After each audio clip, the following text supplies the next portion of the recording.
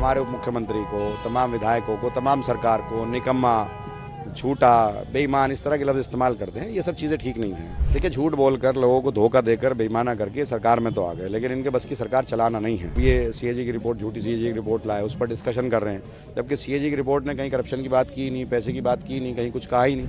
अमानतुल्लाह खान जी जो कह रहे हैं कि भारी पड़ेंगे, तो जनता ने तो जवाब दे दिया अपना। देखिए, मैंने वहाँ ये कहा कि भाई आपने हमारे 21 विधायकों को बाहर कर दिया, और ऐसा मौका आया जब आप खुद स्पीकर साहब जो है विजेंद्र गुप्ता जी टेबल पे खड़े हो जाते थे। हमने उनको कभी भी विधानसभा के परिसर से बाहर नहीं किया, तो उन्होंने रूलिंग पढ़ के बताया उसमें पार्क कहीं नहीं है, उसमें जो बाहर का फाउंटेन है वो कहीं नहीं है। उन्होंने बताया कि साहब विधानसभा है, जो एमएलएज को रूम अलॉट्स होते वो हैं, जो मीटिंग्स रूम है वो हैं, उनके रास्ते हैं, तो बाहर का पार्क तो नहीं है, बहुत सारी चीज़ें नहीं हैं।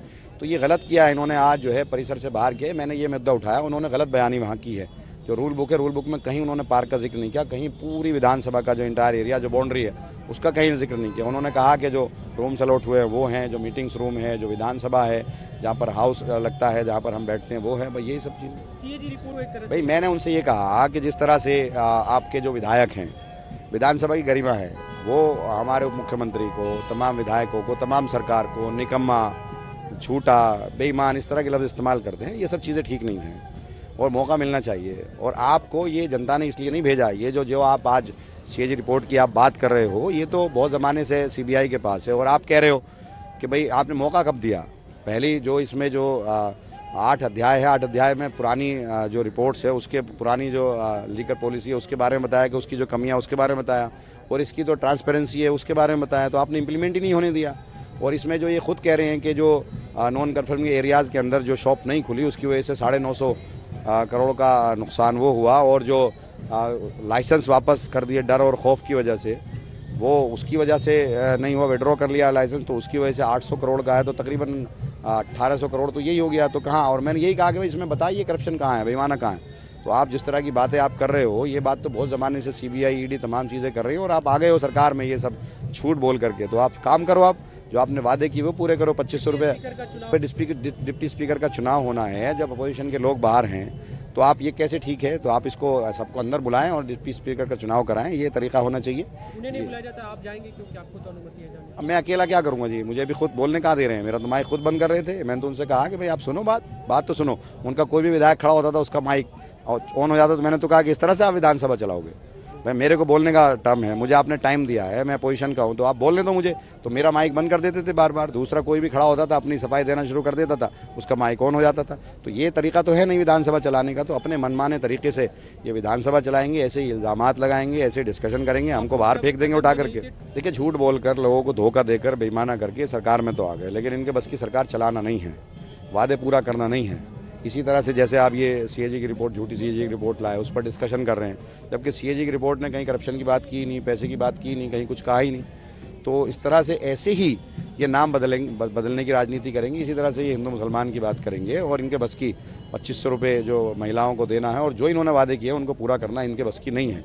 ऐसे ये 2500 रुपये नहीं देंगे। मैंने तो यही कहा कि अब आप जीत कर आ गए, लोगों ने आप पर भरोसा किया, तो आप तमाम लोगों के लिए काम करो, तमाम तबकात के लिए काम करो, जैसे हमने किया है। तो वो इनके बस की नहीं है, इसीलिए इन चीज़ों पर, इन्हीं मुद्दों पर जाके रखेंगे दिल्ली के अंदर। देखिए, अगर वहाँ के लोग, जो वहाँ के निवासी हैं, अगर वो ये चाहते हैं कि भाई किसी जगह का नाम चेंज किया जाए, तो फिर मेरे ख्याल से इवेंचुअली जो गवर्नमेंट है, जो सरकार है, जो विधायक है, मंत्री है, सब लोगों के लिए काम कर रहे हैं, उन्होंने चुन के भेजा है, तो फिर उनकी, लोगों की जो भावना है उसको मानना चाहिए, और उसको I don't think there's any harm in changing the name.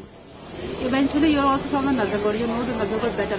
आप क्या वहाँ का जो समीकरण है वो बोलता है, वहाँ के जो लोग हैं वो समझते हैं? ये पुरानी डिमांड है। इवन जब मैं भी एमएलए रहा 2 बार, तो मेरे पास भी ये इस तरह की रिक्वेस्ट काफी निवासियों से आई, और मैंने भी फिर उनको कंसर्न डिपार्टमेंट में फॉरवर्ड किया।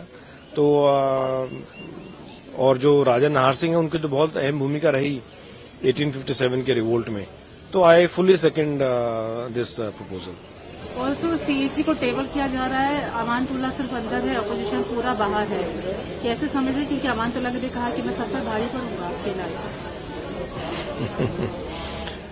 टेबल तो हो चुकी है रिपोर्ट, अभी तो उस पर चर्चा, और जो विधायक हैं वो अपने विचार उस पर रख रहे हैं। तो बेसिक इशू तो करप्शन का है। अगर कहीं ना कहीं इस पूरी सीएजी रिपोर्ट में ये सामने निकल के आता है कि करप्शन हुआ है, तो फिर उसकी इन्वेस्टिगेशन पूरे जो एक्साइज का मामला है वो ऑलरेडी कोर्ट में पेंडिंग है। उसकी ट्रायल मेरे ख्याल से बहुत जल्द स्टार्ट होगी। तो अमानतुल्लाह खान जी जो कह रहे हैं कि भारी पड़ेंगे, तो जनता ने तो जवाब दे दिया अपना, जनता ने जवाब दे दिया और आम आदमी पार्टी जो है वो सरकार के बाहर है आज। ऑल्सो आतिशी और अपोजिशन बाहर बैठे हैं, ये नियम क्या कहते हैं कि जब सस्पेंड किया जाता है तो आप कहाँ तक का दायरा रखते हैं, क्योंकि उनको बाहर I think speaker is fully entitled, जो भी वो आदेश देंगे वो पूरी असेंबली कॉम्प्लेक्स, यहाँ के जितने भी कर्मचारी हैं, जो पूरी फोर्स डिप्लॉयड है, वो सारे स्पीकर के आदेश का पालन करने का उनका कर्तव्य है।